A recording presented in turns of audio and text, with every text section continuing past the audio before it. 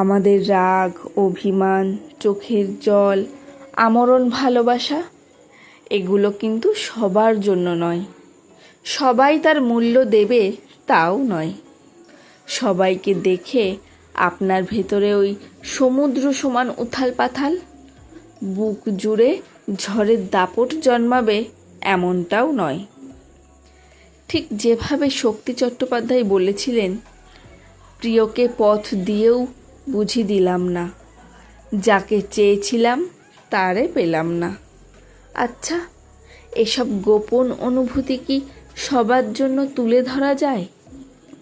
সুনীলবাবু বলেছিলেন, তোমাকে যখন দেখি তার চেয়েও বেশি দেখি যখন দেখি না। আমাদের জীবনে প্রেম হবে বহুবার, তবু প্রতিবার আমরা ভালোবাসবো না, চিৎকার করে কাঁদবো না, কারো অপেক্ষায় শুকনো ফুল জমাবো না, ক্যালেন্ডারে দাগ দিয়ে দিন গুনব না তার ফিরে আসার।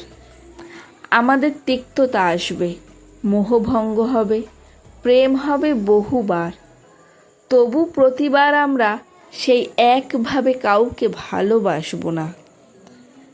একটা গোটা প্রজন্ম শুধু পেতে শিখল, জোর করল, কারো সবটুকু শুষে নিল, বেঁচে থাকলো।